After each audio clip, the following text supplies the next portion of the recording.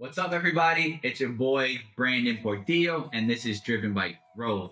In this episode, we're going to talk about how to win in 2026. Spoiler alert, it starts by finishing 2025 strong, and I'm going to share with you what I'm doing, what my wife and I are doing to set ourselves up for success in 2026. So tune in.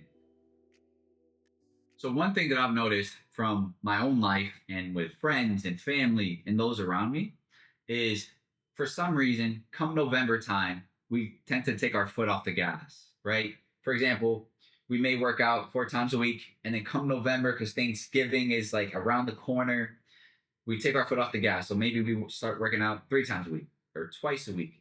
Or we begin to consume foods that aren't as nutritious for us and aren't going to help us perform at our best. And then the holidays, right? December, and there's cookies in the office, and people are baking, and for some reason we feel like we have the license to just ease back, and that's okay if that's what you prefer. But if you're listening to this episode, to this podcast, I think that you're looking for a different way. You're looking for an alternative to what I just mentioned. So what if instead of waiting till January to write down your goals, to write down our goals, to figure out where we're going to travel to, what if we did that in November, right? What if we decide and write down our goals in November so that come January, we're running at full force? So I'm going to share with you a few things that I do, that my wife and I do together, and I'm hoping this will add value to you.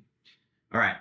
So the first thing that I do is I reflect on the previous year. Reflect on the previous year. So what does that look like? I'm thinking about, notice how I said I'm thinking. So I'm taking time to actually think and ponder on the previous year. Oftentimes things are moving so fast. Life is moving so fast. Responsibilities that we don't really take time to really reflect on the previous year and all the things, all the good that came with it. I'm sure there was some bad, but there's always good in the midst of it. So reflect on the previous year. What went well?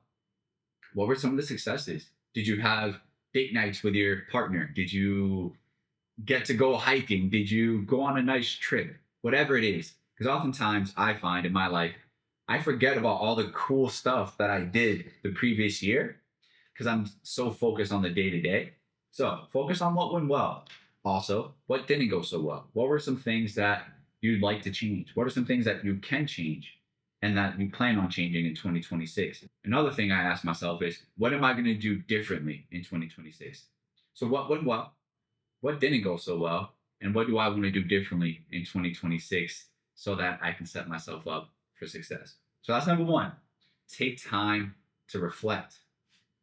Second thing that my wife and I do, and I'm kind of like a nerd with this. My wife, she's gotten more into it because of me. But at first, she's like, babe, I don't really want to do this. Like, it's kind of stupid. But the second thing I do is we plan our calendar for the year. We plan our calendar for the year. So my wife and I, we're actually going to go away this weekend where we have a place that we go to for a weekend, and we have time where we pray, where we reflect, where we watch movies, where we relax, but also where we plan our calendar. So what this looks like practically for us, we have this huge calendar, physical calendar, and we lay it on the table and we talk about our commitments. Okay, family time.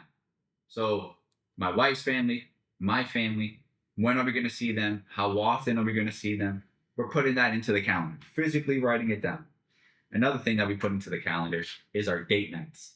So is it going to be once a month? Is it going to be twice a month? Is it going to be the second Saturday or the third Saturday of the month? So we get very detailed and specific. Again, it's just the way my mind works. God bless my wife for dealing with me, but she's been enjoying it.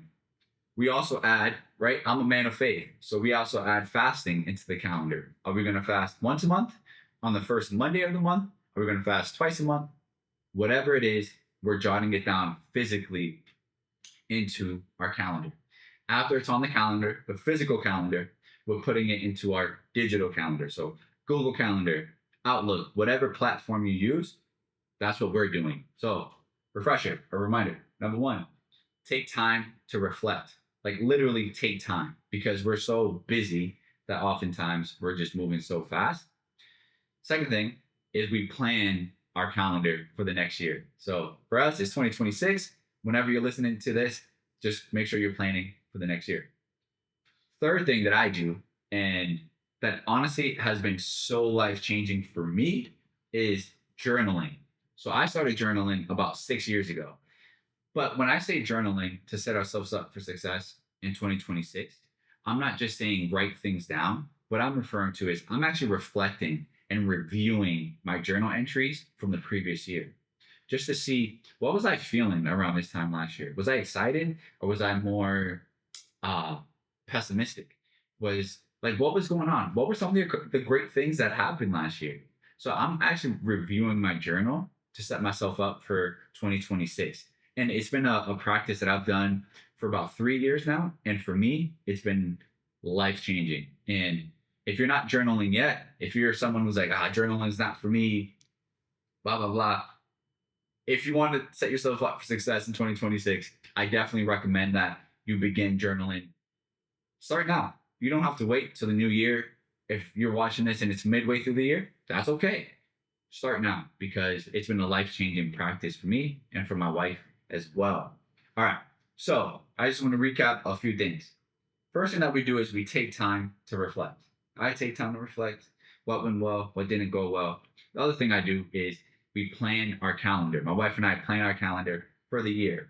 So date nights, fasting for us, right? I said I'm a man of faith. Family time, trips that we want to go on. We're predetermining when we're going to do these things, and we're putting it on the calendar. And of course, if things change, life happens. Sure, you move things around, but if you want to set yourself up for success, I highly recommend that. And then the third thing is journaling. If you don't yet journal, begin now. And in the next year, reflect on your journal, review your journal entries because it's going to be so powerful to do that. Another thing, I just want to share a quote that I thought was really cool. It's from Helen Keller, and she says this: the only worst thing, or the only thing worse than being blind is having sight but no vision. So the only thing worse than being blind is having sight but no vision. The Bible also says, right? I'm not gonna get into all like theology and stuff, but in the book of Proverbs, it says that a people without vision shall perish. And so this is why we're setting ourselves up for success now, right? We're casting vision for where we want to be, who we want to be in 2026. The failure rate for goal setting, right? So many people, I was one of them. We set goals for January and I didn't always stick with them. You might know someone who's like, next year I'm getting fit, or next year I'm starting my business, or the next year I'm doing this. And they've been saying this for 5 years. But the failure rate by late January says this: around 43% of people break their resolutions by January 31st. 43%. Another stat says this, or another study: up to 88% of people give up within the first 2 weeks of the new year. 88% give up just 2 weeks into January, to the new year. And only 6% of people actually stick through with their goals through the end of the year. What I'm going to suggest is let's be part of that 6%. Like, let's be part of the 6% of people that actually keep up with their goals, because we're intentional and we're not just setting goals just to set them. We're setting them with the intention to accomplish them. Hey guys, thanks for tuning in to this episode. If you received value from this content, I just ask that you like and subscribe and share it with a friend, share it with a family member, someone that you think could benefit from this content. Until next time, peace.